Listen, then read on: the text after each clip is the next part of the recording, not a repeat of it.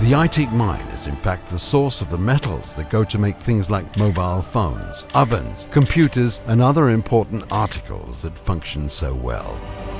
Aitik is the biggest open-pit copper mine in Europe, situated on the outskirts of Gällivare in Sweden, just north of the Arctic Circle.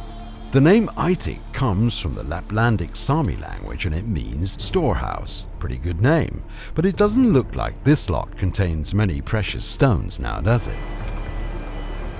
Thanks to the grand scale of our advanced and rational operation, Aitik is a profitable mine in spite of the fact that the ore grade is so low. It wouldn't be considered viable enough to mine in many other places in the world.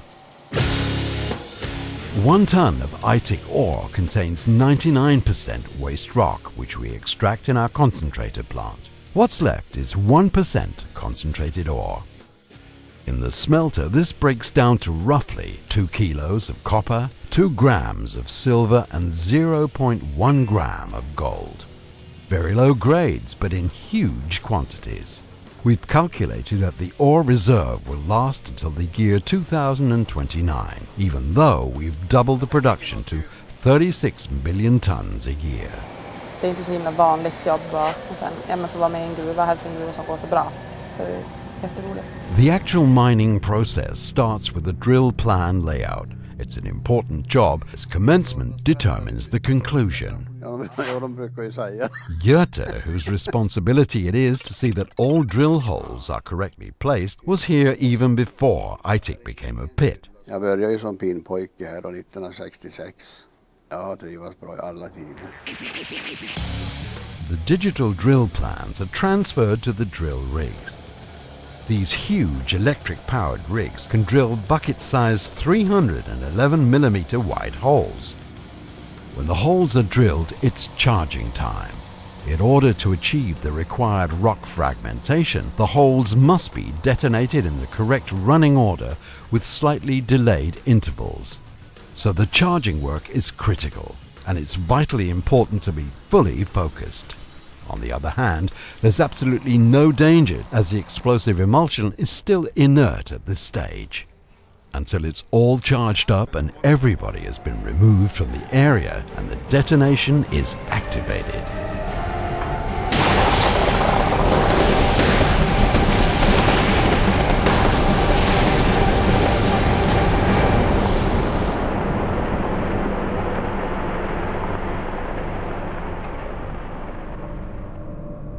The next stage is loading, and we don't use any small excavators for this job.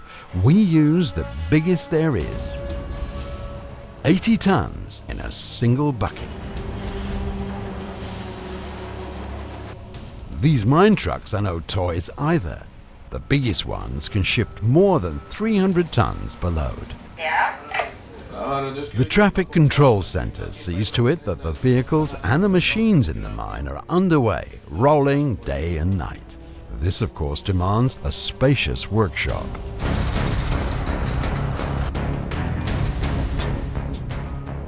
In the crushers, which are situated both down in the pit and up on the surface, the ore is crushed to a degree that no single piece is larger than 40 centimeters.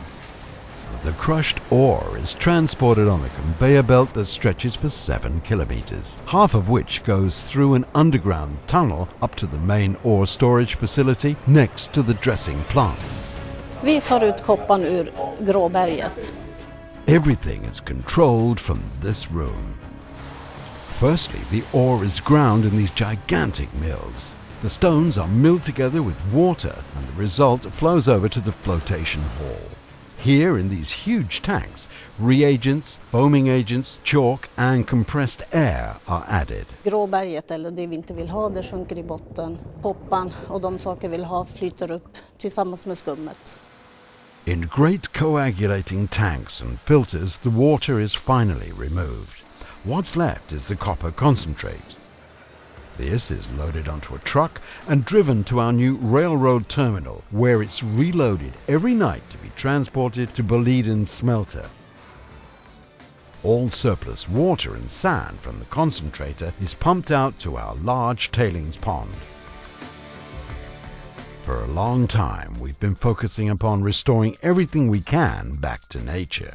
Då måste vi ju vara lite indianer och fundera, vad tar vi ut ur jorden och hur ska vi få tillbaks det vi tar?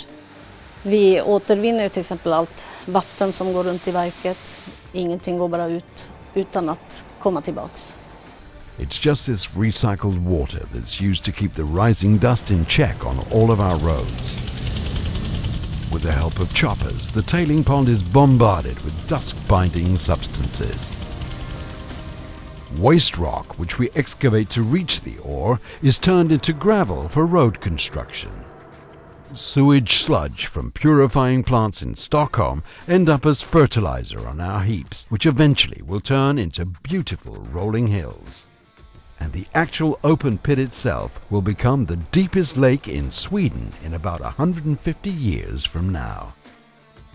The finished metals that we produce are 100% recyclable. The products can be reused again and again and again. Man hoppas ju att det fortsätter och fortsätter och fortsätter.